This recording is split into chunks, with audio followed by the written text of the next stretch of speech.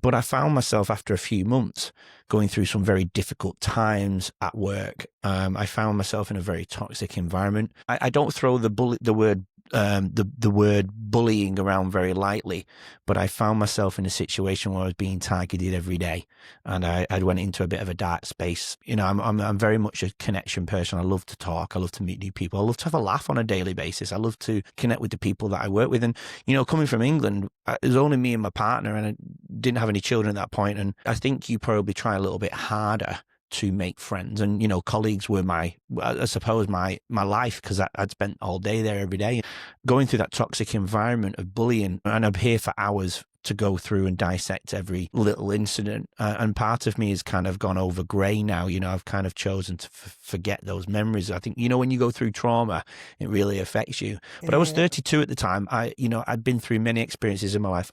There's been plenty of moments, you know, you just don't vibe or get along with somebody. So there's very crystal clear the significant difference between not getting along with somebody and being targeted every day. And I was in a dark space and questioning my ability, lost all confidence, became the shell of a person that I was. And I explained the other parts before, because traveling and going for the things you love in life and chasing your dreams, it takes an element of something, you know, something about you, right? And that was all knocked out of me, completely knocked out of me. Throwing up before work on 3 out of 4 days out of the week. And it was really, really hard. It was a real difficult time. When the truth eventually came out, my son kind of unleashed everything, and I went through a number of years of paranoia and anxiety.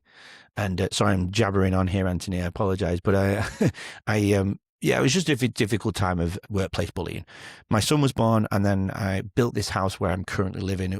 It's 2 hours away from where that took place, but I went through many years of anxiety and paranoia after that. And then I got my dream job. I was lucky enough to open a school from scratch, and I just found myself not in bullying, but just another unfortunate atmosphere every day, another toxic environment. And you know, and sometimes you think, God, I'm the common denominator, I'm the problem.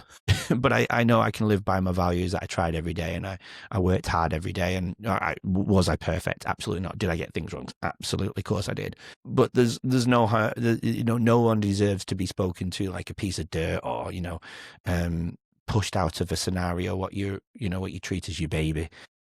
And then once I'd left that place, 6 weeks later, I was rushed into hospital with septic shock in the bile duct, and I was 30 minutes potentially away from being in an induced coma. My partner got the phone call to say prepare for the worst. From that scenario, I had 2 children at this point. Me and a friend from Bury. I don't know if you know where Bury is, just outside of Manchester.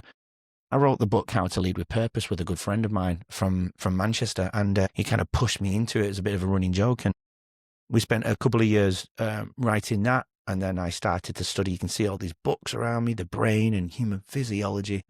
I just started talking about talking, and I love talking, as you can probably tell for the last few minutes. I mean, we can go deeper, but that was really where Leading Our Own Way started. I wanted to share people's journeys. I wanted to talk with no judgment, and anyone that, you know, gets attracted to the podcast will come. And if they don't want to, that's okay too. And if we can change, and I've kind of connected everything, you know, if we can change and prevent mental health decline and cognitive decline, and people going into dark spaces, or people are just simply wanting to change their lives for the better and change, you know, if they want to go from one career, create a business, whatever it may be, you know, I think a lot of people can fall into the category of leading our own way because we all do it differently. And so I sat down for many years thinking, contemplating about doing it, what would be the concept, the core values. And my friend in America, who I met on a flight to New York back in 2001, she was supposed to fly on 9/11, and obviously 9/11 happened and she couldn't fly from England back to New York. And I met her on a flight in December, and she's in broadcasting, and she is the person I've been friends with ever since. And she bought this mic and sent it to me and said, get going. Enough's enough. We've been talking about this for a year. Get the podcast going. And that's where it exists.